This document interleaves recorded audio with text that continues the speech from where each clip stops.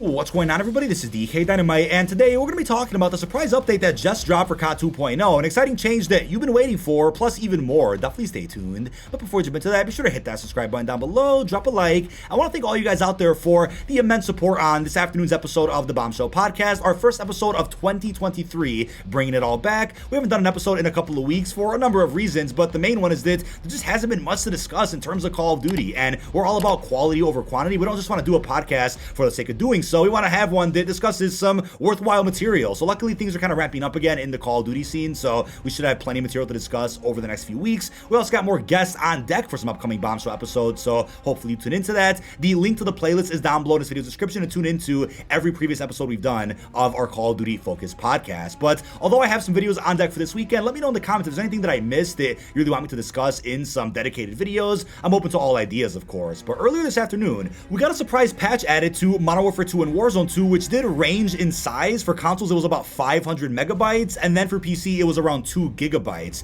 And at the time when this was reported on by the press, the patch notes didn't get posted yet, but we are going to talk about those deeper into this video. Check out timestamps down below if you want to skip to that. But as of when that patch actually dropped, the only thing new that was noticeable at the time was that the Battle Pass tab at the top now shows how many unused tokens you have under the tab name, which I guess is helpful. I mean, I do have a couple of Battle Pass tokens myself that I'll be saving for Season 2, of course. I also have some Battle Pass XP tokens that I also want to burn through, so definitely save all of that for the start of Season 2 on February the 15th. But I do believe that this was indeed the patch that PlayStation Size went ahead and reported on a good week and a half ago. A very small one, the first major title update of 2023, update 1.13. Obviously, we're going to get a separate preload in the next, week and a half-ish that'll end up containing all the DLC for Season 2, in which you guys got to be very aware that there's going to be plenty of leaks over on Twitter and Reddit of what is going to be released with the next major DLC update. But before we continue with plenty more details regarding today's update, let's go ahead and thank the sponsor of today's video.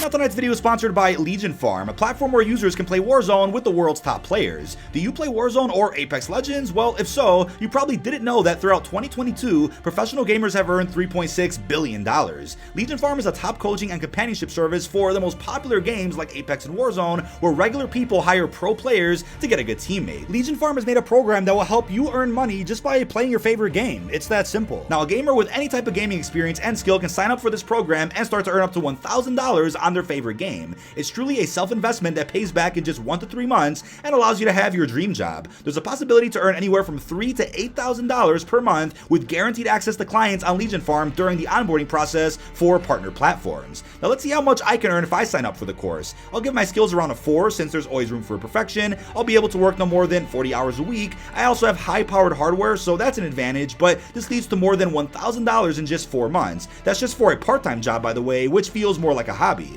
Now, the refund guarantee also secures your starting income of at least $1,000 with the opportunity to earn up to $8,000 per month like the pro players do. This is a unique opportunity to invest in yourself and start earning enough by playing your favorite game to rent an apartment, support a family, or be independent. Now, anyone can start this program on a $140 monthly subscription basis or sign up for a full course with an $800 starting income paid by LegionFarm guaranteed. Now, if you're ready to start working with LegionFarm, whether it's for a job or coaching, you can click on the special link in this video's description or the pinned comment for $10 towards your very first session on LegionFarm, and you can get started as soon as you guys like. Thank you for LegionFarm for sponsoring tonight's video.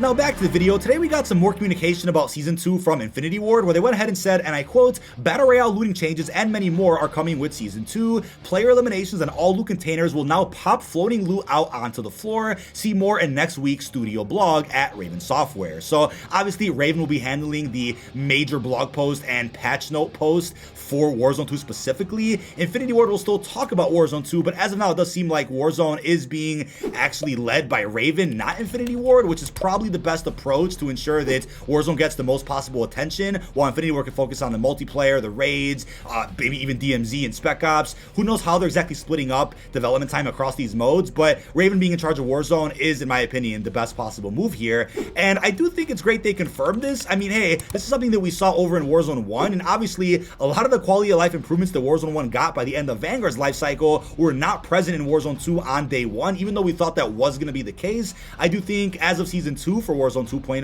we're going to end up seeing us go back to the roots of what Warzone movement and gameplay and mechanics were all about. Now, what this has me thinking, though, is that the definitive version of Warzone 2 is essentially coming out in 2023, probably starting with Season 2 on February 15th, and it'll just get better over time by the end of Season 2's actual duration. And what that brings me back to is a topic we brought up on today's podcast, which is that it's almost like they should have just released Warzone 2 during the 3-year anniversary window of Warzone 1, which is March 2023, and Season 2 is very close to that. So if anything, they should have just saved Warzone 2 for Season 2. Maybe they could have dropped DMZ back during Season 1 Reloaded or something, and then drop Warzone 2 when it was actually ready, which is Season 2. And obviously, because of statistics, sales, revenue, having really good quarter 4 stats, it made sense for them to drop it with Season 1 instead. So I get that from a business standpoint, even though I don't agree with it. It just seems like all the quality of life changes that Warzone 1 got are finally going to be added to Warzone 2, even if it did take a good 3-ish months. But that also goes back to the idea that they really were working on DMZ and just slapped the BR on top of it and didn't have enough time to really make Warzone 2 feel like Warzone 1,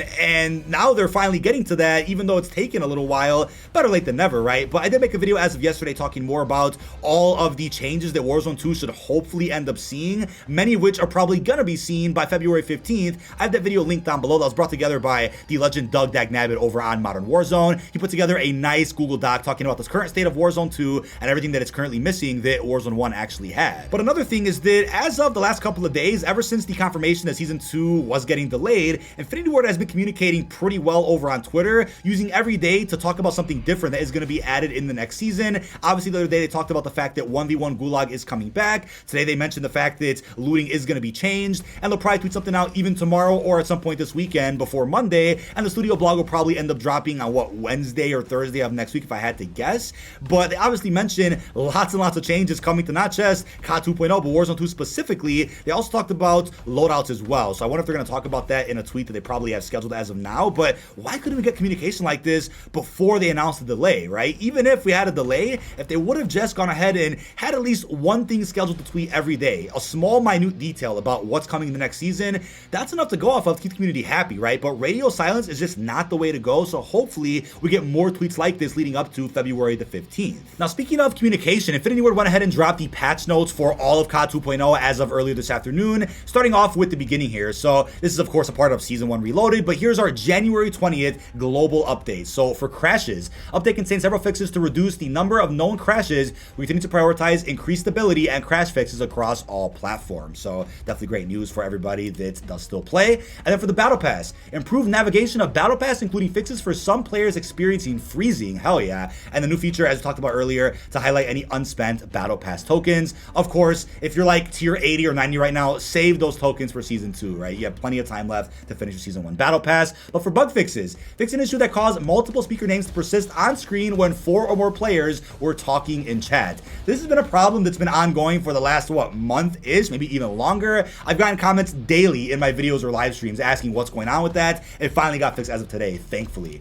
An issue that caused a visual error with the combat knife in the armory. Fixed an issue with directional navigation for progression over in the gunsmith, hell yeah. An issue that allowed players to move the text on attachments in gunsmith, so another really important one there.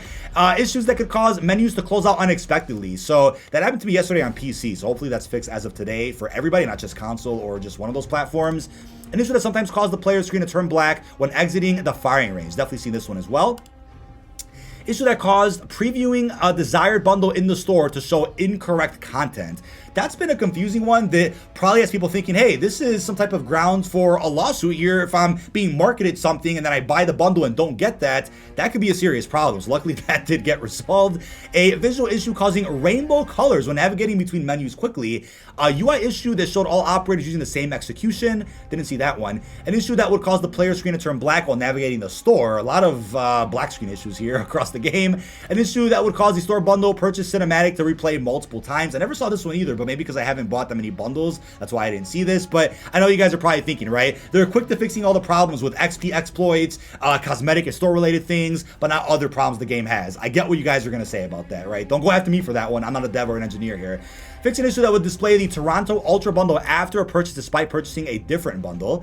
And then fix an issue that would sometimes cause melee kills not to track. That's important. Also an issue with tracking distance of long shot challenges when opponents were using the last stand perk. That's also a big one for those out there going for platinum as of right now. You need those long shots ASAP. But then for Warzone 2.0 specifically, for bug fixes, fix an issue that sometimes prevented match wins from counting towards calling card challenges.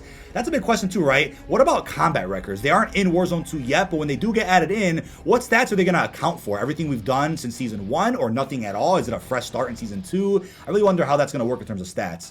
An issue that allowed players to earn XP when damaged by their own suppression mine. That was a big exploit.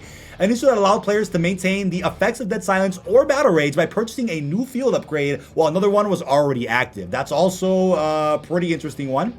And this should allow players to gain XP when using stim in the gas. So yeah, they're obviously really on top of all XP exploits across Battle Royale. I'm not surprised about that. An issue that could cause the game to freeze disconnect a player or cause loss of functionality, after interacting with a loadout crate. So definitely a really important one if you're like, hey, I got 2 seconds to get my loadout drop before I get shot across the map by somebody who might be watching it. I gotta grab my loadout and move quickly. Luckily they fixed that because that's a huge L across the board for Warzone 2. Then DMZ.